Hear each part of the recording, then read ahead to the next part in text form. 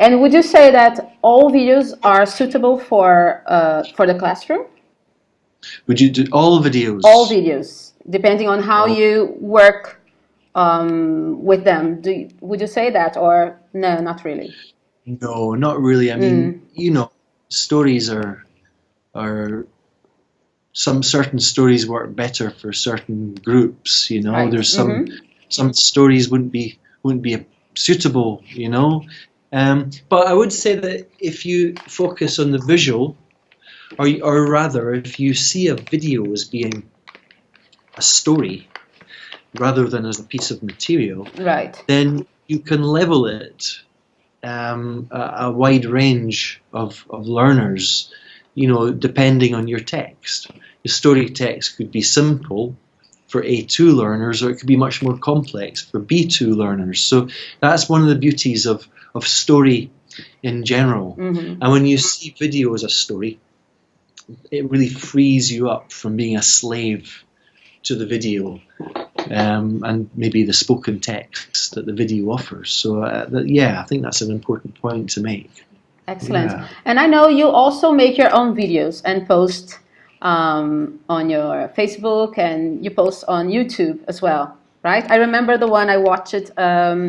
You were posting your books, and you were going to the post office, right?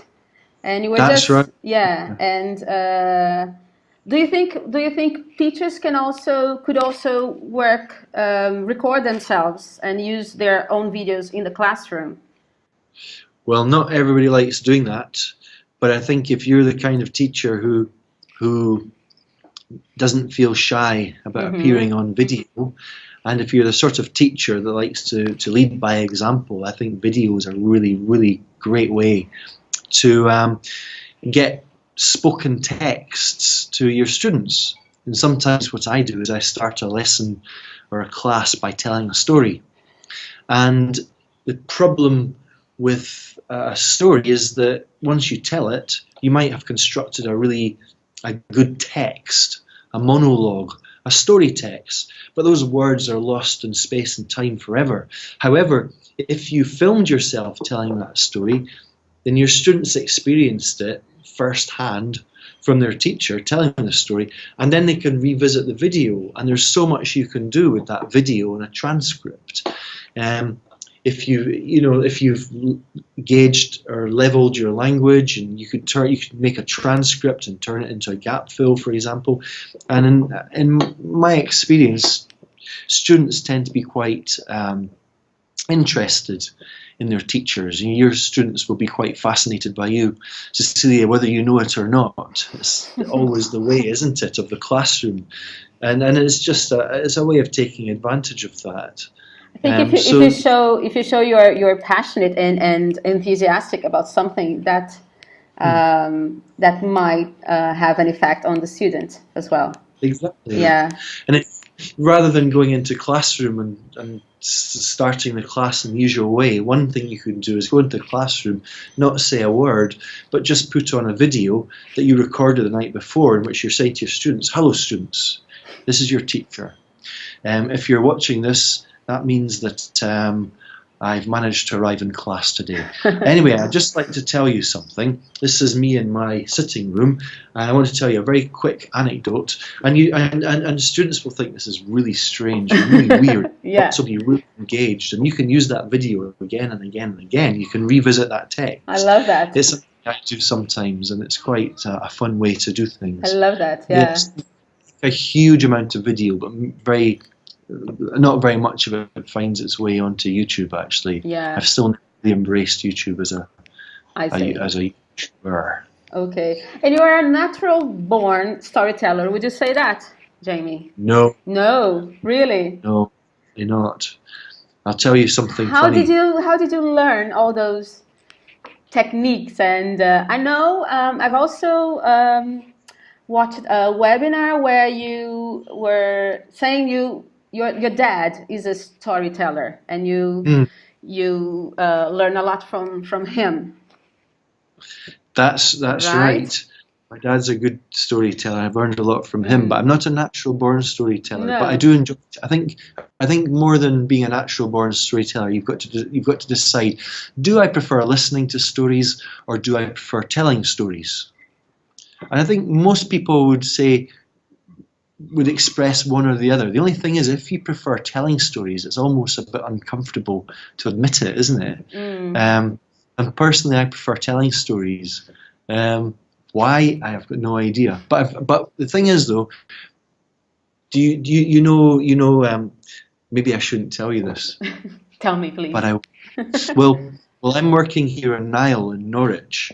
This is where I work every summer. It's a teacher training institute, and I've been coming here for 10 years, and have some great colleagues, and I live at the university, and two of my colleagues this summer have been Gavin Dudney, who I think you know, Yeah. and Jeremy Harmer, who I think you know, and so we were in the kitchen. In fact, I think Gavin put a picture of us in the kitchen on Facebook, and there's the three of us, and what we've got here is three men that I would say probably prefer telling stories to hearing stories. You can imagine. And so Gavin told a story, and one story leads to another. It's like tennis. Yeah. And you never stop talking, do you? Yeah. The problem is, though, since I was the youngest, and I was the one that had to take the back seat, so it was like tennis story between Gavin and Jeremy, and each time I was going, no. And so I was the one that I wasn't allowed to tell the stories, you see, because I was the youngest. I had to listen to the stories. But the thing is, I think in situations when I'm with friends or with family, in general, I'm not really allowed to tell stories. I don't get the opportunity to tell stories. I don't know why, it's just the way it is. But I think that perhaps as a storyteller, I've learned how to tell stories through teaching and through teacher training and through presenting at conferences. Those three things have contributed to my storytelling. But really, until about maybe 8 years ago, I was never a storyteller, and I was always bad at telling jokes. So I'm quite sure that storytelling, I think I can only say for my hand and my heart that it's a skill that I have developed over the last 8 years, and therefore I would assume that it's a skill that a lot of other people can develop as well, if they want it. Yeah. And also, as somebody who speaks Spanish, I quite enjoy improving my Spanish from telling stories. If I've got a good story in English, I'll want to be able to tell it in Spanish. So if I'm working with a Spanish person or friend, I'll tell the same story in Spanish, and I'll film myself, and then we'll go back over the video, and my Spanish speaker friend will say, well, you could have said this, you could have said that, you can improve it by saying this, you can improve it by saying that, and I'll go back over the story a second or a third time, and each time get it better. So I also think that storytelling is a transferable skill. If you're good at telling a story in one language, my suspicions are, and I have no hard evidence, just personal experience, my suspicions are that it's a transferable skill that you can probably do the same in other languages as well. And that would lead us to talk about teacher talk. And I know you like to call it teacher talk, not teacher talking time, right? Exactly. See, I did my homework. So why don't you like to use this term, teacher talking time? Because teacher talking time sounds like a daily chat show, doesn't it? Yeah, it does. Yeah, that's true. But that's not really what I like to. I mean, teacher talking time, the term defines it in terms of quality. Yeah. And we all talk too much, don't we? That's part of being a teacher. We talk too much. Even the quiet ones, we talk too much. And therefore, the way we deal with it is to say we have to talk less. But in fact, that leads us to a big sort of unhealthy image of what teacher talk is all about. Because really, what we should be aiming to do is talk the right amount for any given situation.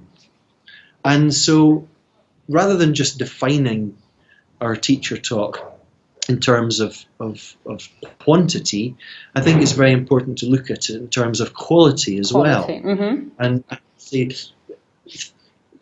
are we talking clearly? Are we grading our language for our learners' level? Do we use repetition? For example, if there's something useful that you've just said, maybe repeat it 2 or 3 times. Are we using space and silence and pause? Is it too dense? Maybe we could unpack it a bit. Are we asking questions? Are we bringing students in? Are we responding to students' answers? These are all parts of teacher talk that we have to, first of all, identify, and secondly, work with to improve. And the problem is, if you always define teacher talk in terms of time and quantity, you'll never actually identify these micro skills or these aspects of teacher talk, which really have to be improved. My feeling is that one really good way to develop in teacher talk is to embrace storytelling. At least that's my own story. That's how I've improved my teacher talk. I often wonder if on my very, very first day of teacher training, if instead of trying to teach my students something, I'd actually just been asked to communicate with them. Tell them a story, a very, very short story. Jamie, I want you to just tell your students a story and judge my storytelling. Did I speak too fast? Mm-hmm. Did I pack too much in? Did I grade my language? Did they understand? And judge my successes or failures accordingly. I think that's the start to teaching that I think I would have liked. And that would include interaction with the students. Is that right? Absolutely. Mm-hmm. Teacher talk involves 2 things. 3 things. I've got to get this right because it's quite clever, but sometimes it's too clever. So teacher talk involves 3 things. Good teacher talk involves 3 things: 1 mouth and 2 ears. Yeah. Talk implies 2-way. Yeah. You go and give a talk as a presentation, as a monologue, but the more common use of the word talk is to have a talk with somebody. Shh, kids, shut up! I'm talking with Cecilia. That kind of thing. You talk with someone. Talk implies a 2-way exchange. So we should see teacher talk. The default image of teacher talk should be a 2-way exchange between students. It should encompass questions and responding to questions as much as saying things. So but you've got to break this idea of what teacher talk is. You've got to break this image of being teacher talk as this thing that we do that we shouldn't do because we do it too much. We don't talk about grammar teaching time, do we? We don't define grammar in terms of bad grammar teaching. Yeah. We define grammar teaching in terms of grammar teaching. You can do it well, you can do it badly. And it's the same as teacher talk. You can talk. Teacher talk can be good. Teacher talk can be bad. Yeah, definitely.